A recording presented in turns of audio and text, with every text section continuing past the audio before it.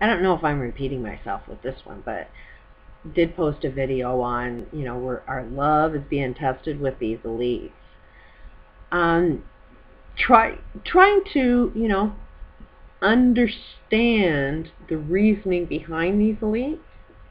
One thing that I've mentioned it before, the Mandelbrot set really helps you to understand what's going on. It's a recognition of patterns, and there is a science that shows you patterns within patterns within patterns. And if you understand one, you understand the other. What's in the smallness of our world is exactly identical to the bigness of our world.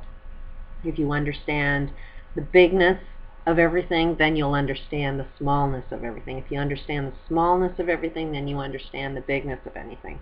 Most scientists find truth when they're on a concept that they're trying to prove. That's the science that they use.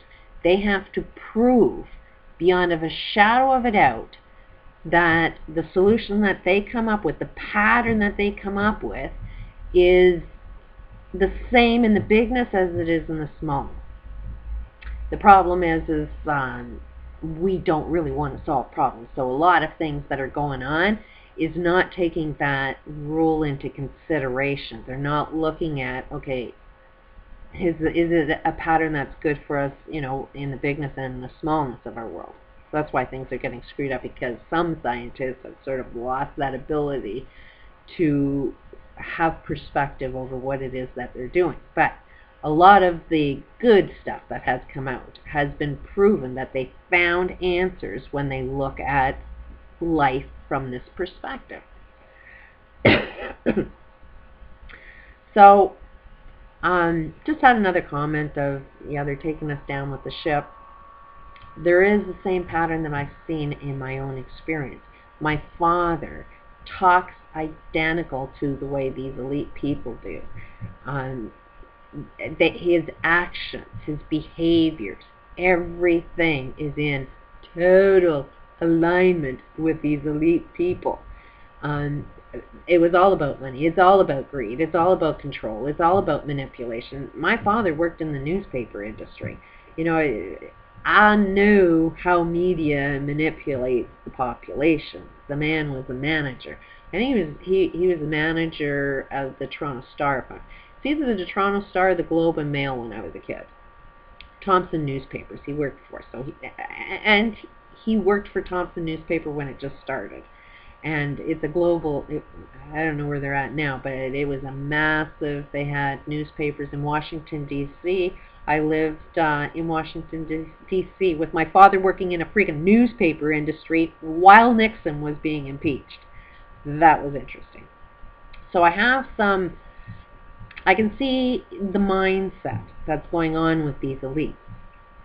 And I've mentioned that they are suicidal. And guess what? My father was always suicidal. He always had a rifle in the house. Always let everybody know that, he wanted to kill himself. And his mentality, he loved his family. Although he was very abusive to his family, he did love his family very much. This is a man that came from, his father was an alcoholic and a gambler.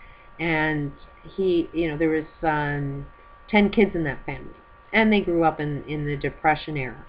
They were more of the wealthier ones because they owned a butcher shop, and food was rationed, and they controlled the food source.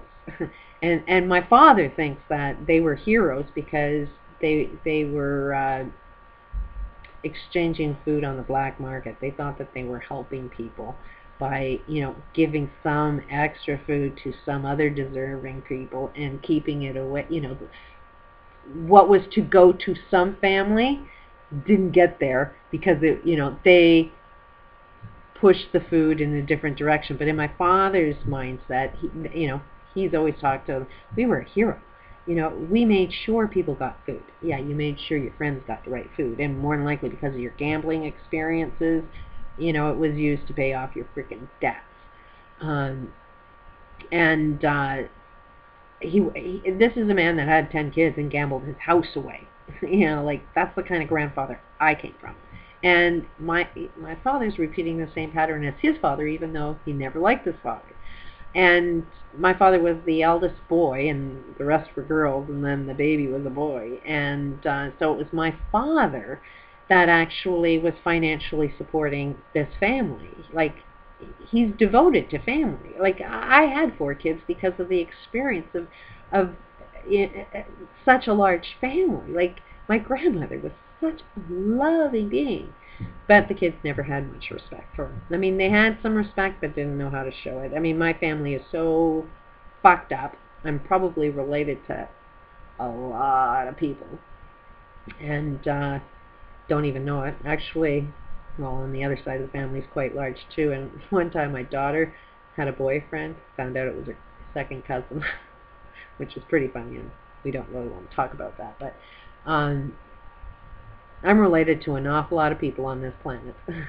And I see the screwed up of our genetics. And my father, like, if you see how much he really cares about family, he definitely has control issues. He definitely has greed issues, which will definitely screw up his kids. He will put you down and criticize you and tear you apart, thinking that's going to, make you a good person. Instead of saying, hey, you're really good at this, and this is your talent. No, if he finds a talent, this man will tell you how bad you are at your talents. So that is, my father's definitely exactly like the elites. I see the mindset. And this man, the way he thinks love is, he would shoot his whole family. That's a fear that I grew up with, is at any day, my father would shoot the whole freaking family, and in his mind, because he thinks peace would come if you're dead. So he was always suicidal. He always wanted to kill himself because he thought that's going to be the answer to everything. Instead of solving problems, which his favorite word is, can't teach an old dog new trick. You can't teach an old dog new tricks. He always had a fucking excuse not to do the right thing, yet he's trying to teach his kids how to do the right thing. He was fucked up, and still is.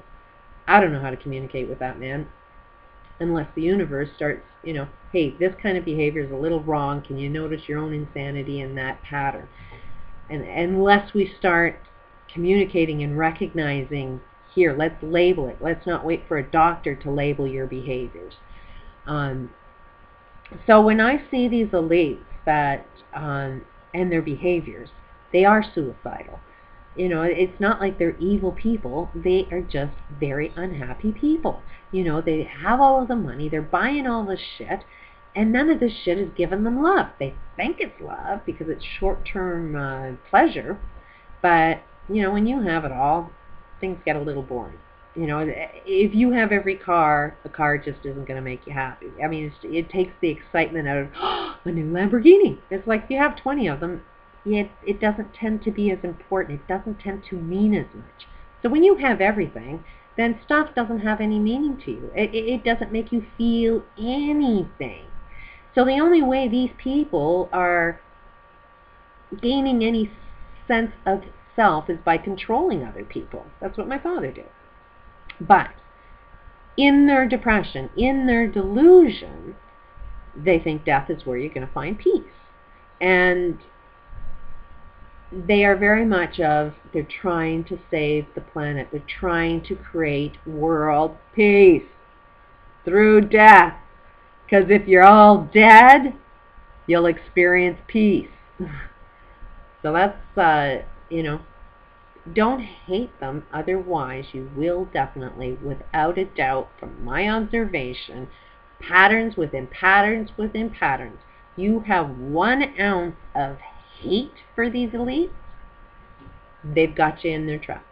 You are a participant in the suicide of yourself. If you are depressed, if you are angry, if you're feeling any negative emotions caused by their behavior, it's like a black hole. Study black holes. Go read Stephen Hawking's books. Try and connect some dots. It is very much a black hole that you're getting sucked into. Why? Because it all depends on the event horizon. Like, Stephen Hawking is studying black holes, and it has an event horizon. Like, every single thing to do with black holes is exactly the same terminology used in psychology. Is a black hole to your problem? A problem is a black hole. You don't know what it is, and you can get sucked into it like a friggin' magnet, exactly like they're observing in black holes. There is a definite event horizon. When an event happens, how do you react to it? Are you calm? Do you have control of your emotions when something happens? Something that pisses you off and it just happened instantly. Do you lose control over your emotions? If you can't handle that event horizon, when an event happens, if you can't control your emotions, guess what? You're stuck down that black hole and you've turned into something that will tear you apart. Exactly like, they describe as the effects of a black hole. It will tear you apart until you're dead. And anyways, it's the biggest thing. If you have hate, hate is your enemy. If you want to win, if you want to be strong, if you want to be the one that's right and on the side of change, it is definitely in your best interest not to hate, because that hate is a sign that you're being sucked into a black hole that you don't want. And at the end of the day, they're just really, really sad people that are not loved. They've never experienced love anywhere in their genealogy. Nobody has showed them a source of love. And it's like, how could they? If they have control issues and they've been controlling and dominating people throughout their whole genetics, where has been the expression of love? I mean, that would create everybody throughout time to hate them, to despise them. And then we got these justifiable words that we're just jealous of you. And it's like, no. You putting that suggestion out will, brainwash us into believing that we're jealous of you. And it's like, no, we're not jealous of you. We pity you. I don't think, at the end of the day, I would ever want to be in their shoes. I don't think I would ever want to have the level of money and wealth that they do have, because I could see how much pain that experience would be. It would take the joy out of everything. You only tend to like what you can't have. You don't like what's there all the time. That's when you take everything for granted, is when things are available to you at all times. The only time you have anything of value is when you can't have it. Then all of a sudden you value it. So to have everything you can possibly want means you have zero value for anything. I don't think I would want to be in that position. I think I want something, but want it in a healthy way, and something that's, not destroying my planet, not destroying another human being.